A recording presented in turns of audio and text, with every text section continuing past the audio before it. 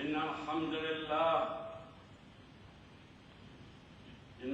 لله نحمده ونستعينه ونستغفره ونعوذ بالله من شرور أنفسنا ومن سيئات أعمالنا من يهد الله فلا مضل له ومن يضلل فلا هادي له أشهد أن لا إله إلا الله وحده لا شريك له وأشهد أن محمدا عبده ورسوله اللهم صل على محمد وعلى آله محمد فأوصيكم بنفسي بتقوى الله عز وجل يا أيها الذين آمنوا اتقوا الله حق تقاته ولا تموتن إلا وأنتم مسلمون. Sidang Jumaat yang berbahagia, sidang Jumaat yang dirahmati Allah, sidang Jumaat yang dikasihi Allah. Saya berpesan pada diri saya dan saya berpesan kepada tuan-tuan, marilah sama-sama kita bertakwa kepada Allah Subhanahu wa taala dengan sebenar-benar takwa. A'udzu billahi minasyaitonir rajim. Ya ayyuhan nasu inna khalaqnakum min dzakarin wa untha wa ja'alnakum syu'uban wa qabaila lita'arafu. Inna akramakum 'indallahi atqakum. Innallaha 'alimul khabir. Mahfum firman Allah SWT dalam surah Hujurat ayat 13.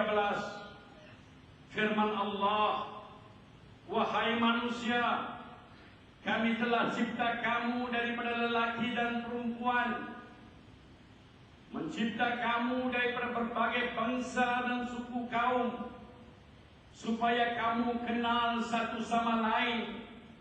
Tapi yang paling mulia di sisi Tuhan, yang paling mulia di sisi pencipta langit dan petala bumi adalah manusia-manusia yang beriman dan bertakwa kepada Allah Rabbul Jalil Jalal.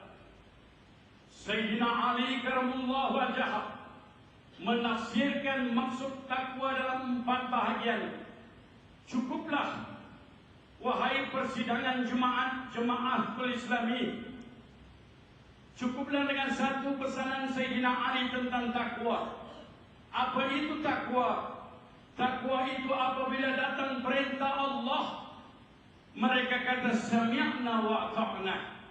Mereka dengar dan mereka taat tanpa sebarang keraguan dan tanpa sebarang tolak dari. Sidang Jumaat yang berbahagia, Allah juga berpesan dalam surah Al-Imran ayat 103.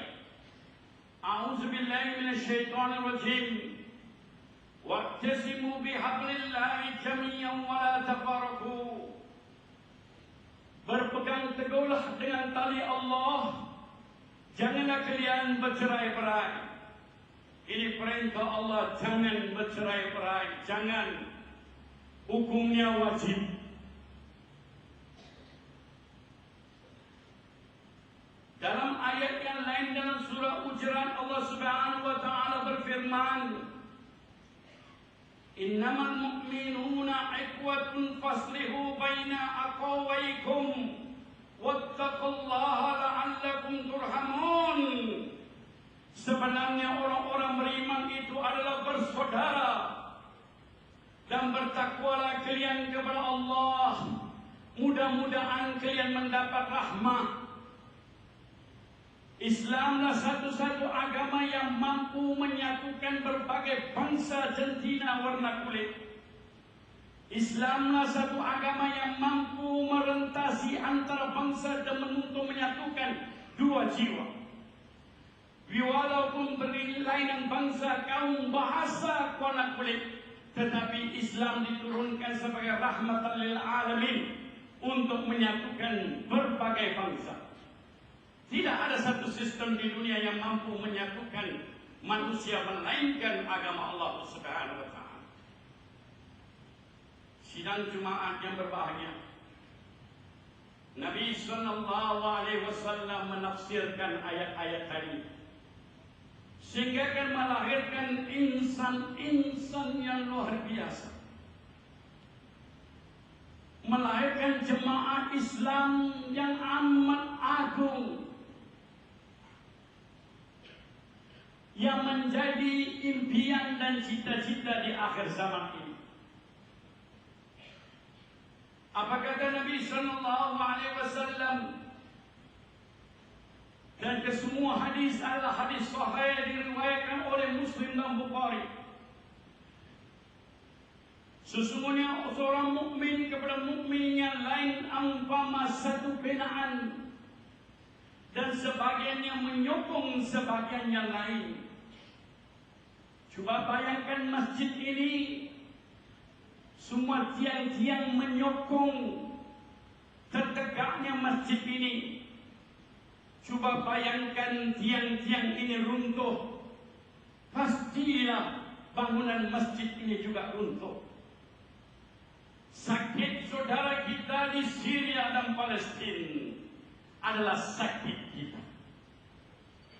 Penderitaan di Kashmir dan Rohingya adalah penderitaan kita.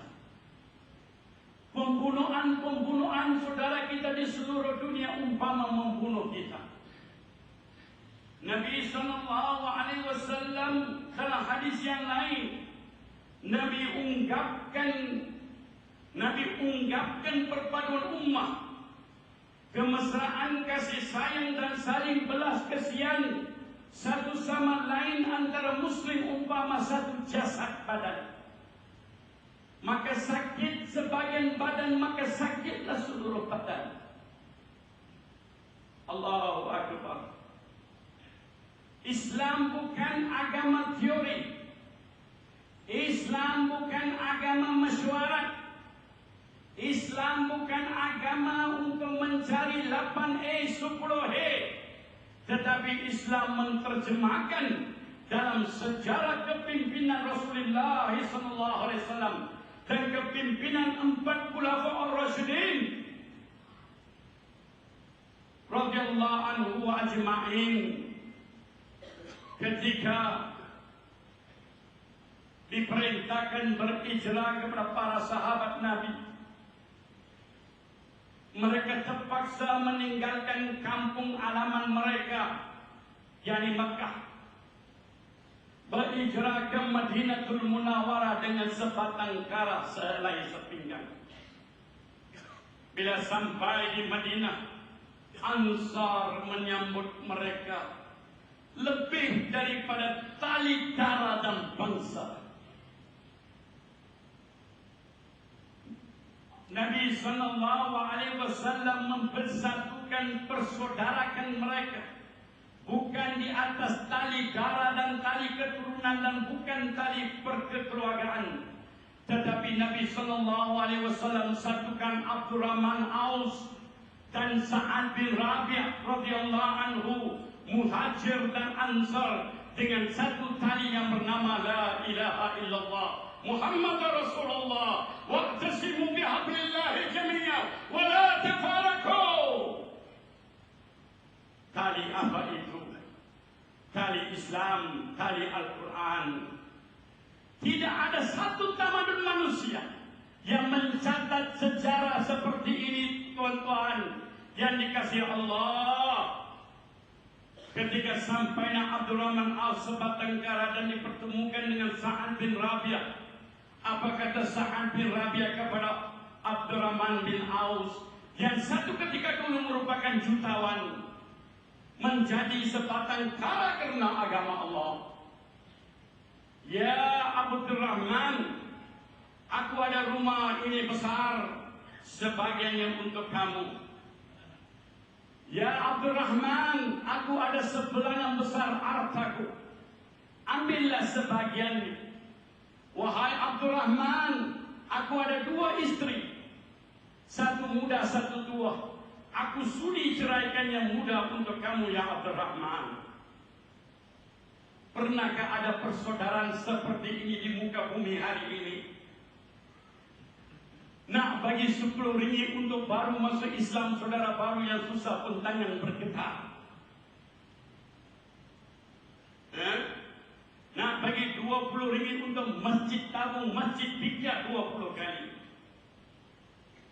Nak bagi untuk jalan dakwah fisabilillah, macam-macam alasan diberi. Tetapi para sahabat ini yang tidak ada hubungan kekeluargaan, tidak ada darah kekeluargaan, tetapi kalimat la ilaha illallah Muhammad Rasulullah menyatukan mereka sehingga akan melintasi batas-batas yang luar biasa. Allahu Akbar kabira. Di peperangan Yamruk menentang Romawi. Di peperangan Yamruk menentang Romawi, para sahabat syahid. Ketika seorang sahabat berada dalam sakaratul maut, ketika seorang sahabat itu berada dalam sakaratul maut, kata Nabi sallallahu alaihi wasallam, ya sidang jemaat, ini waktu bukan waktu tidur, bangun. Di saat sakaratul maut, kata Nabi sallallahu alaihi wasallam, 300 cucukan pedang sakit. Maka berteriak sahabat ini, air, air, air. Ketika dibawa air itu kepada sahabat ini, kedengaran suara seorang sahabat lagi yang sakaratul maut, air, air. Apa kata hamba Allah ini yang pertama? Berikanlah kepada saudaraku yang sudah meminta air. Waktu apa? Bukan waktu buka puasa, waktu sakaratul maut. Ketika nyawa sedang berada di kerongkong jiwa mereka. Namun keteriakan air sahabat diutamakan. Bila sampai ke sahabat kedua, sahabat ketiga menangis air-air yang ketika berada dalam sakaratul maut. Maka sahabat yang kedua berkata, berikan kepada sahabatku air. Bila sampai ketika tangan sahabat ketiga, ketiga-tiga mereka tuan-tuan telah syahid. Begitulah besarnya iman mereka, saudara. Kata Nabi sallallahu alaihi wasallam dari hadis sahih Muslim, tidak beriman kalian sampailah kalian mengasihi saudara kamu seperti mana kamu kasih dirimu sendiri. None will attain perfection of iman until you love your brother as you love yourself. Nabi sallallahu alaihi wasallam berkata, tidak akan masuk surga bagi mereka yang tidak ada iman. Tidak akan masuk surga bagi mereka yang tidak ada iman. Dan tidak akan merasai iman melainkan mereka mengasihi satu sama lain. Allahu Akbar. Ini tarbiyah Rasulullah tentang perpaduan dan kesatuan ummah. Yang hari ini kita boleh bising di sekolah, di universiti dan di parlimen. Tetapi kita tidak lagi menyatukan diri kita dengan sahabat. Semakin kita cakap perpaduan, semakin kita berpecah. Sebab apa saudara? Kita tidak pegang pada tali Allah. Apa tali itu? Yakni Al-Quranul Karimul Azim. Saudaraku yang dikasihi Allah, lagi disayangi Nabi.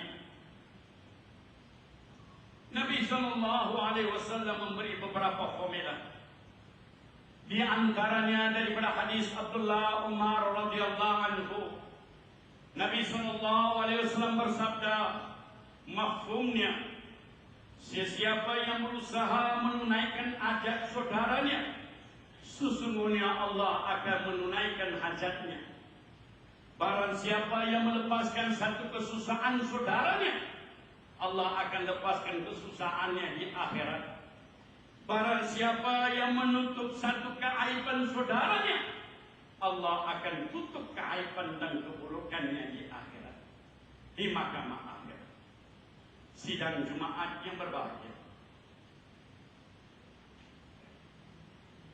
Kalau kita boleh amalkan petang ini, tengah hari ini, saudaraku, 6 perkara warisan Nabi. Nabi SAW tidak mewarisikan harta dan pangkat dan kuasa.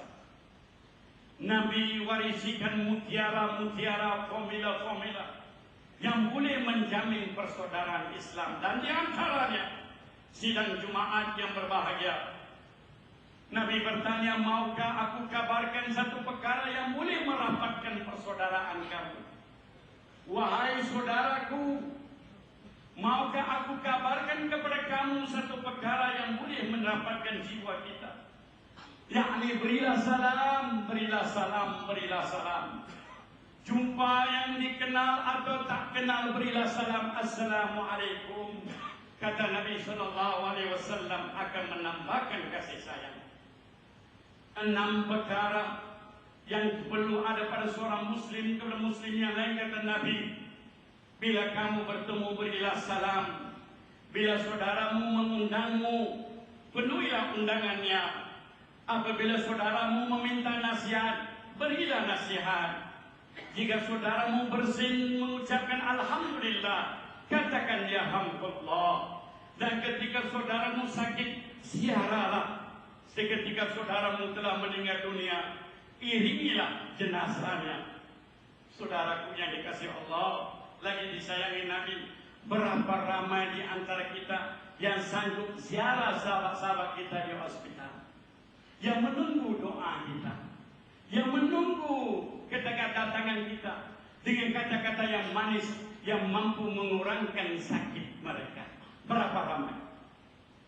Sayang, hadis Nabi SAW ini sedang diterima pakai oleh orang-orang Nasrani yang cergas untuk sampaikan dakwah mereka di hospital-hospital. Kita komplain, kita marah, kita mula dengan diri kita. Jangan tunggu orang mula. Kita mula dari kita untuk menepati sabda Nabi SAW. Saudaraku yang dikasihi Allah, Jumaat tengah hari ini saya nak kabarkan satu berita, satu cerita yang amat luar biasa. Di zaman kepimpinan Umar Al-Khattab radhiyallahu anhu berlaku peristiwa ini.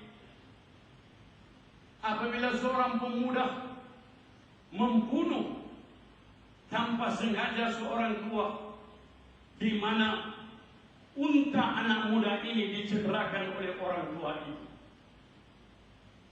Ketika untanya dicederakan oleh orang tua itu, marah anak muda ini.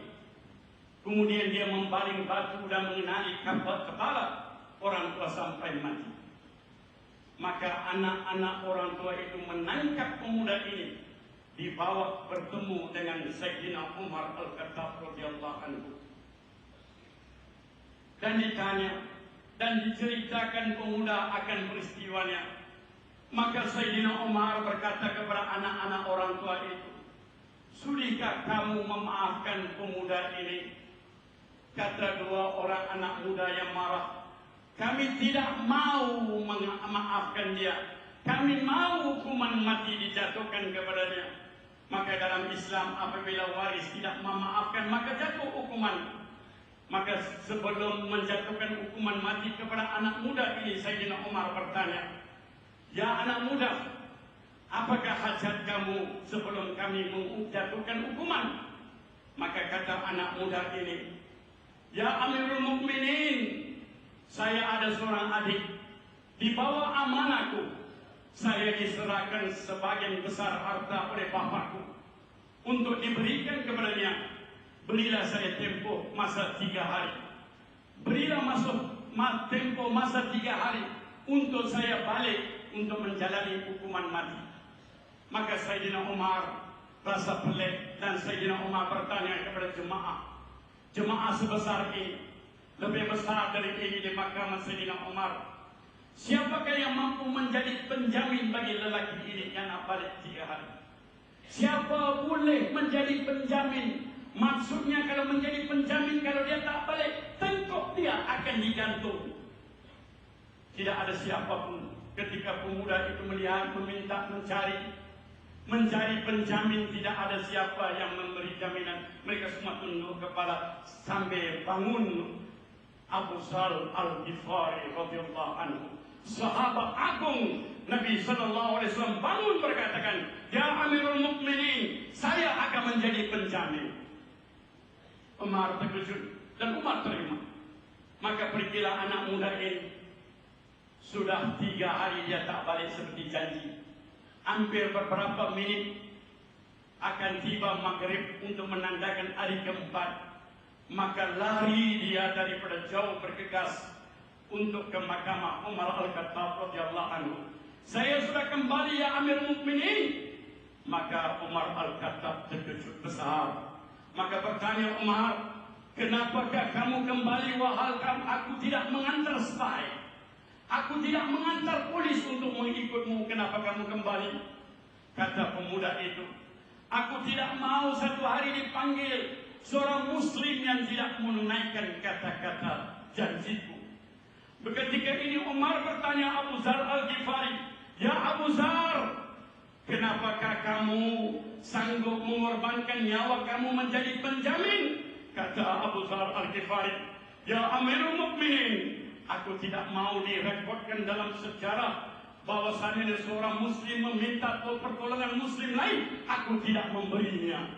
Maka ketika ini 2 pemuda atau 2 anak yang tidak memaafkan dia, mereka pun kata, "Ya Amirul Mukminin, kami nak maafkan anak muda ini supaya kami tidak mau digelar sebagai muslim yang tidak tahu memberi kemaafan." Ya Allah, ya Rabbi, ya Karim, ya Aziz, inilah persaudaraan Islam yang dibina oleh madrasah Rasulullah sallallahu alaihi wasallam. Inilah jemaah Islam yang telah menggugat empire Parsi dan Romawi. Inilah jemaah sahabat yang menggoncang Perancis dan China di satu ketika dahulu. Hari ini 1,7 bilion umat Islam hanya pandai cakap bab-bab fikah yang membawa perpecahan umat. You are good for that.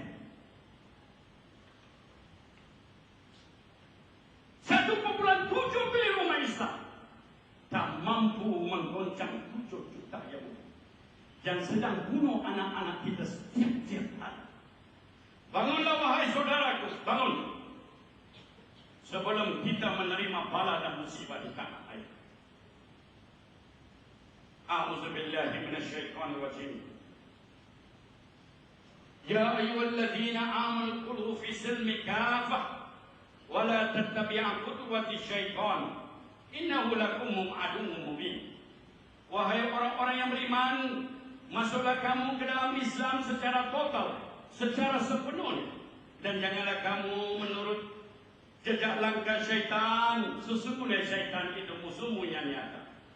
Barakallah li wa lakum fil Qur'anil azim, wa nafa'ani wa iyyakum bima fihi minal ayati wa zikril hakim.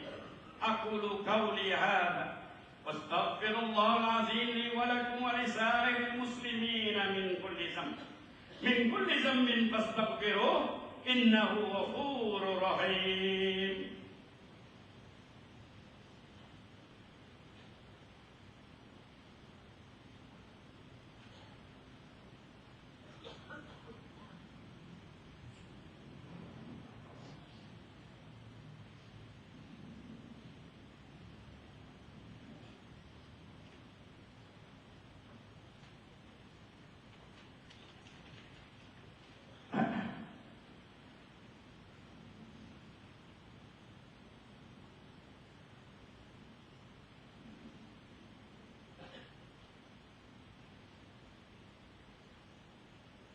Alhamdulillah ala ihsani wa syukur lahu ala taufiqi wa imtinani wa asyhadu an la ilaha illallah wahdahu la syarika lah wa asyhadu anna Muhammadan abduhu wa rasuluh.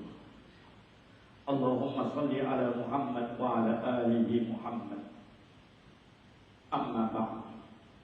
Fa ya ayyuhal muslimun ittaqullah alladzi antum bihi mu'minun. Sidang jemaat yang berbahagia, Khatib berpesan pada diri sendiri dan Khatib berpesan kepada sahabat-sahabat jemaah. Ayo sama-sama kita bertakwa kepada Allah Subhanahu wa taala dengan sebenar-benar takwa. Tidak ada kejayaan melainkan bertakwa kepada Allah Subhanahu wa taala.